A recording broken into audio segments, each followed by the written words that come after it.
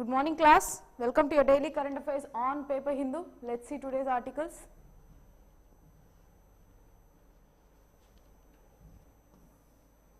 So yeah, Amrit elusive police arrest 34 more followers.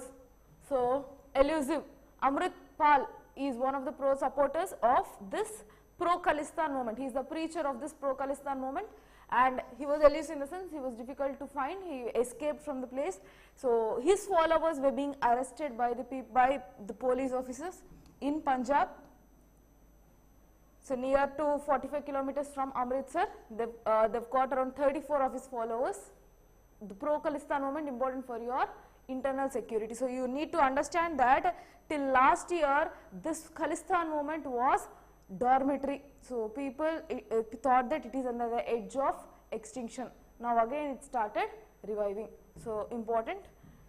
So the Punjab police stepped up its manhunt for pro-Khalistan preacher Amrit Pal on Sunday, with multiple teams raiding several locations, leading to the arrest of 34 more of his associates and the seizure of the vehicle he allegedly used for escaping with the police on Sunday. Who escaping from the police on Sunday. So his vehicle was seized and 34 of his followers were arrested. He was still escaped. Okay, he still escaped. Fine. So let me go to UPSC news. So today we don't have much UPSC news, but there is one particular report which has come. So we will see that. Even news too, if there is anything more important. Yeah. Important for your prelims. Factual questions, 1 or 2 expected. So Sangeeta Kalanidhi Award 2023 goes to Bombay Jayashree. So she is a Carnatic vocalist, Bombay Jayashree. She was awarded with Sangeeta Kalanidhi Award of 2023, and Nritya Kalanidhi Award was given for the dance. For dance, Nritya Kalanidhi Award will be given, and it is currently for this year it is allocated to or awarded to Vasanta Lakshmi Narasimhachari. So yeah, that is important. Just so Music Academy is the one who will be awarding this.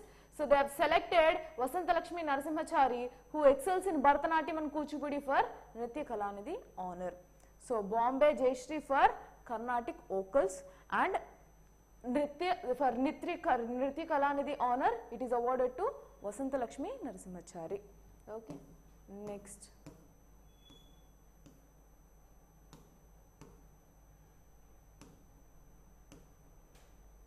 Yes, this was a report. No, I will be going into it. Just a moment. Fine.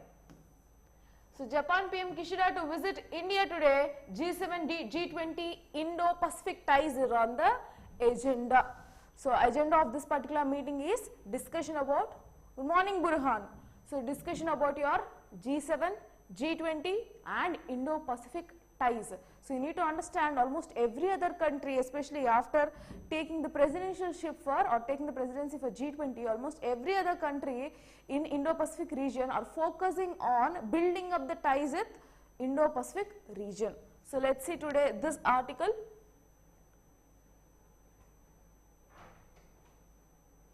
Just a moment.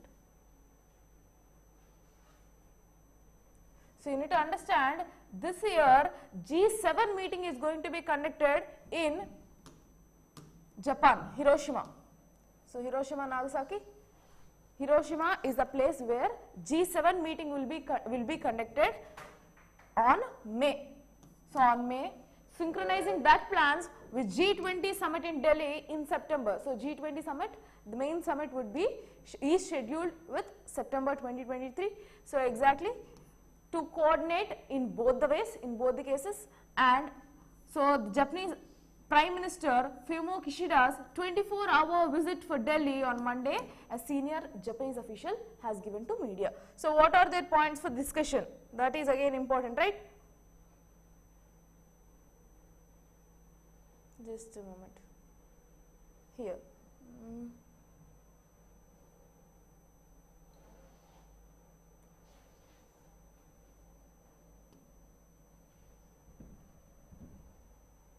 Yes. So Mr. Kishida will be speaking about the following things. Number 1, he's going to have, he'll be speaking about increasing engagement between G7 and the global south. So the global south and the global north countries, so global south involvement or engagement into this, what, into G7 countries and or the G7 summit, much like Indian presidency of G20. So we are of the global south countries, one of the global south countries, and our presidency in G20 showcases the growing engagement of G7 and the global south countries. So we will be speaking about India's presidency in global in G20, and in addition to, they will also discuss about the bilateral issues that we have with Japan. So we need to discuss about if we are having any further bilateral issues which we wanted to settle, including Japan's targeted 5 trillion yen. So yen is their currency. So Japanese target is to achieve this 5 trillion yen, okay, in which public and private sector will be included. So private investments in India. So as part of their 5 trillion yen target for their economy, they are going to invest both public and private sectors in the country, in India. So that is one which he is going to discuss about. Next, connectivity projects in Northeast. So that is also, they are going to focus on infrastructure development, connectivity programs in Northeast part of the country, and much delayed Shinkansen high speed rail project. So high speed rail projects is much delayed one, which we would have expected just before this year also, but it was being delayed. So about that particular project also they will be discussing, or he will be giving statement in our country during his visit. So yeah, sources and all that is not required, just you need to understand, yes, that is what they are going to work on. And yes, the two sides would also outlook. So this is not confirmed, this part is not confirmed, but the sources, they have mentioned that Indo-Japan cooperation will also be under the discussion. For the outlook of Indo cooperation, Indo and Japan cooperation would be there under special strategic and global partnership over the free and open Indo-Pacific.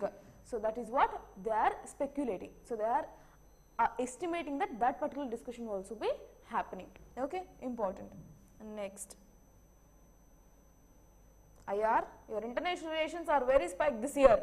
This year if you are going to attempt mains, definitely your international relations are very high and very dynamic in nature this time. So you need to focus on all the current affairs that is related to your IR. So you need to know the trends, how our foreign policy is changing its direction. Okay, fine. Next. So even in this type of environmental things which are important, only that I am speaking about. If it is not posing any threat to environment, for suppose if you can see here the background radiation higher in Kerala but no risk. When there is no risk, is there any need to discuss about it? So I am skipping up articles which are less important for you. Okay, fine. So, but if you want you can just go through that. Difficult to allocate public fund to art and culture. So art and culture, we have Ministry of Art and Culture. For that we have a separate ministry. So for each different ministry, each separate department, as part of the budget, money will be allocated, right? So now the issue is, the government has told that we cannot give you money or we cannot allocate budget for art and culture. However, you need to get your budget allocated through NGOs. So private organizations or non-profit organizations, or maybe your NGOs, non-governmental organizations, from these you need to earn, you need to get your sponsors. That's what government has told. So now you need to understand, schemes for welfare are being decreased, example MG Narega as part of the budget, and capital investment they have given more priority, example for railways they have allocated more, like a huge spike of allocatment of budget has been increased. In the same way, they are reducing on reviving of culture. So culture is something which we identify ourselves in the country. So our culture is very rich. Protecting it should also be taken place, but they are reducing the funds. And they are mentioning that currently we don't have any budget for that. Not any budget, they have allocated very minimal budget, and they are telling that we can't give you more budget, you have to go and find from other sponsors. So let's see, given the high disparity in experiences in elementary rural infrastructure such as health, education and transportation. So high disparity, so huge differences in health, education, transportation, it might be tenable for the developing nation like India to allocate considerable proportion for its public fund to the promotion of art and culture. says Ministry of Culture. So he said that there is huge disparity where we are allocating a lot of funds for education, for health, for transportation, that means for infrastructure. So we have allocated, the government of India have allocated huge funds for them. So for a developing country like India, it is really difficult for us to allocate more funds for reviving of culture or for protection of culture. So that is why we have to go for other optimum ways. That's what all officials say. The culture should be an area where expenditure should be sourced from non-government sources. So that is what they have mentioned. And let's see, we have to compare, right? What is our budget? Our budget says for allocated for culture with other ones, other counterpart countries. So currently this particular budget allocated 0.075% of total budget this year.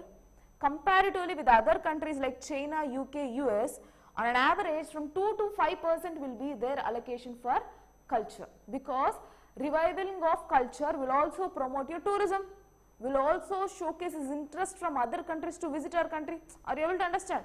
So here 2 to 5% is the allocation of fund for other countries, and in numbers, if you can see, the union budget from 23-24 has allocated 3,399.65 crore under revenue.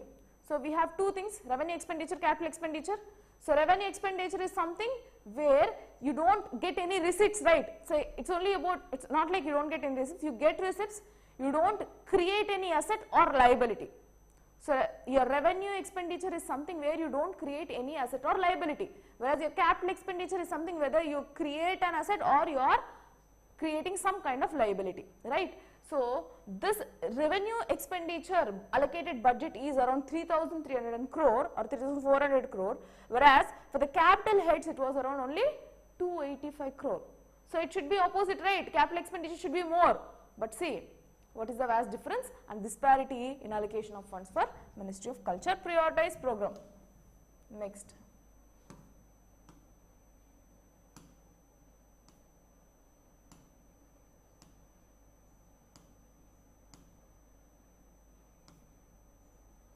Yes. So this is a report which is actually important in your entire part of today's current affairs. This is something which can be added into your direct answers. So these reports can be directly added. NSS report, which is your National Sample Survey, it has given a report. Yes, just a moment.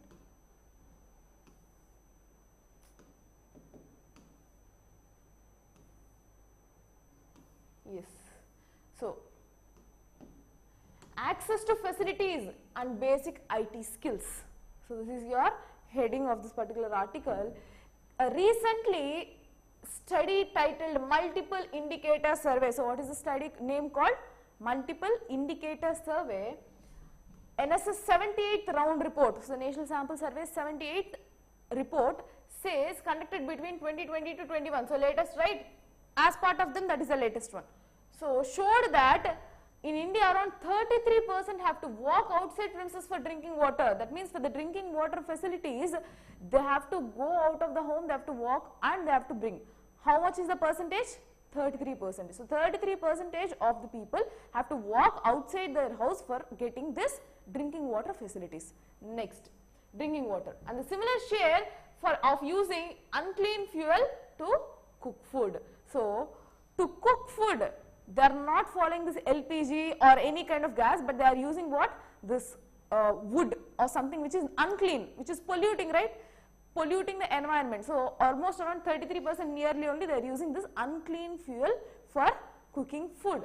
Next, the survey also showed that only 5% of the households have access to air conditioners. So people say that there are a lot of people who are coming out of this poverty.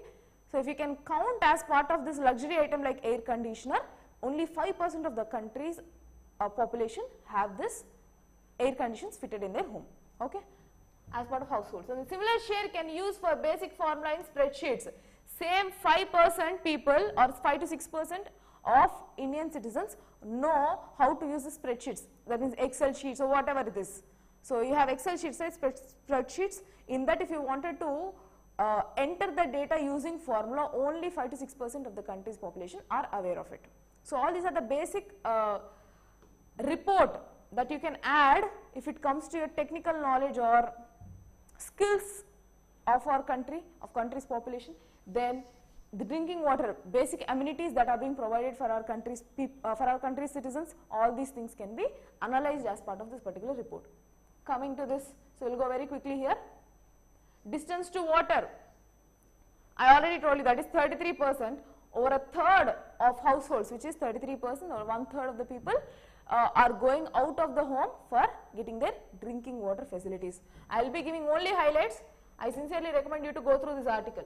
Piped water, only 35% of the people in India have access to piped water under their dwellings. That means in the same house they have their pipes, underwater pipes. That how many is the percentage? How much is the percentage? 35%. So only 35% of the people of our country have this piped water facilities in their households. Next, in search of jobs, so around 13.5% persons who are willing to move out from their present place of residence in India. So for about 13.5% of the 13.7% of the people in search of jobs. So migration are willing to move out of their present place in India. The main reason was search for employment. So you can see people are telling that western disturbances are not impacting our country's economy. But if you can see, only 13.7% are actually willing to go out of their actual residential area. Why?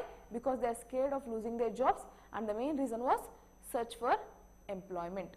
Okay. Next. Unclean fuel, 33%, which we have already seen. Only 33% of the people, see, over 33% of the current population use unclean fuel like firewood, chips, crop residue as primary source fuel for cooking food. Next, persons in debt. So in a debt trap, or people who are actually liable to some other people in terms of money. So in India, over 15,000 persons per lakh. So 15,000 per lakh were indebted to some institutional or non-institutional agency as of 2020-21. So rest all southern states, that distribution I am not going to discuss. Indian phenomena only I am discussing. AC portion I have already told, only 5% are posting ACs in our country. Next, spreadsheets, I told you close to 6%. 6% are the people who are excelling to apply this particular arithmetic formula in spreadsheet. So in arithmetic formula wise, you can add on your data or remove your data or perform different arithmetic operations. So that particular formula are skilled persons. The skilled persons of knowing these spreadsheets formula are only 6% in the country. In the same way, copying and moving, just Ctrl X, Ctrl V, copying and moving, around 25% of the people of our country are well aware of this particular thing. Next. So Ctrl C, Ctrl V is very much expertise. Yes. So that's it about today's articles. So that is entirely about today's article, but previously on Saturday I have discussed with you about one particular article which said that a minor girl have approached the Supreme Court to protect their Western Ghats. Her name is Kavya, M. Kavya. She asked government to take necessary steps. She asked the judiciary, actually she approached the judiciary to take necessary steps on protection of the biodiversity of Western Ghats. Then Supreme Court has told that, what about the Gadgil report? What does it say? Are you actually following or not? It asked government to propose or to provide their counter affidavits on minors' appeal to law, appeal to judiciary. So we will see brief thing about this Gadgil report. What does this actually say? What is the actual specification of Western Ghats? All these things we will see. Fine. So Gadgil Commission, Western Ghats is an extensive region spread over 6 states, 44 districts and 142 taluks. Basic strategy, so basic static data. So in this, it is a home of endangered plants and animals, and Western Ghats host highest reach of wilderness for 13 national parks and several sanctuaries. So it has huge, widest flora and fauna. Okay. So it is been recognized as UNESCO's world's 8 most important biodiversity hotspots, and these forested hills are also source of numerous rivers, like 3 river source. It is a source for 3 rivers, Godavari, Krishna and Kaveri. Now let's go to the report directly. So what is actually the issue in Western Ghats? These rivers are getting polluted, and it acts as a huge water tank, but all these rivers are running low or they are drying up because of the huge environmental changes occurring, and wherever there is water it is getting polluted. All these things are actual issues with your Western Ghats. So the ministry in 2010 has formed a committee. Ministry of Environment and Forests of India have set up a committee which was headed by Madhav Gadgil in 2010, and he has submitted his report in 2011, and this particular report or this commission is again formally known as Western Ghats Ecology Expert Panel, and this particular commission is known as, where is this? Yes, Gadgil Commission popularly. Okay. So formally known as Western Ghats Ecology Expert Panel, but famously it is known as Gadgil Committee because it is headed by or chaired by Gadgil. Okay, fine. The recommendations that they have given, it is pro-environment. One thing very clear is that it is pro-environment commission. So they have clearly made steps. So that is what the greater criticism of Gadgil Commission too, that it says that it completely it has completely took the stake towards pro-environment, and it has neglected the ongoing issues.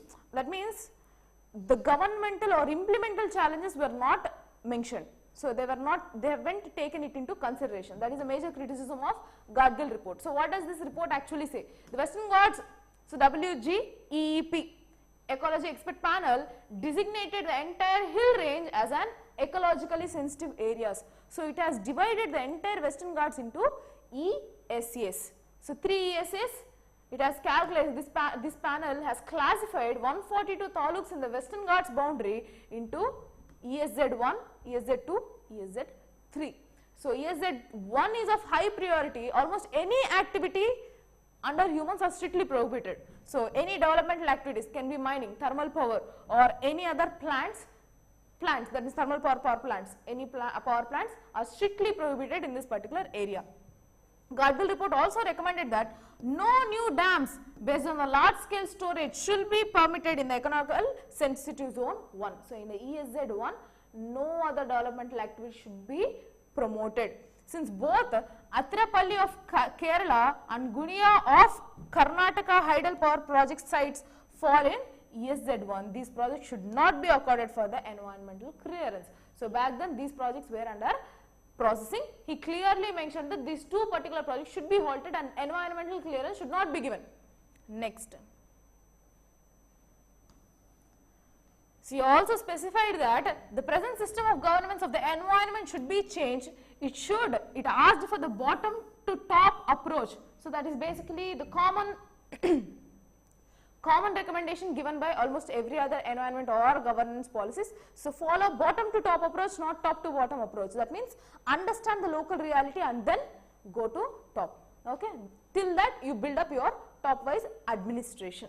So a top to bottom approach rather than a top to bottom approach. It also asks for the decentralization and more powers to local authorities. That is what he has told. He told that, see, from center you can't govern or you can't do whatever you like. I mean, you can't impose your own governance policies on local people. Instead, give more powers to local authorities. Let them decide, let them govern on themselves regarding environmental issues. That is what he has again recommended. Next, the commission recommended for the constitution of Western Ghats Ecology Authority. So, a statutory body to establish. He has asked, so which is a statutory authority under Ministry of Environment and Forest Department. So, under this particular ministry, there will be a statutory authority with the powers under Section 3 of Environmental Protection Act 1986. So, he has mentioned that there should be one particular body, should be constantly there, which will administer any kind of environmental impacts on Western Ghats. So, currently, why we are discussing this? Supreme Court has told that, what about the implementation of Gadgil report? What does it say?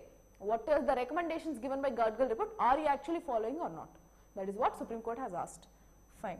So, criticism, as I already told you, this is completely pro or more environmental friendly and not in tunes of ground reality. So, ground realities haven't been addressed. You cannot immediately see, now I need to convert into completely renewable sources. Entire country should be converted into renewable usage of renewable sources. Then immediately if I ban today itself no use of petrol, what about the people, how they are traveling?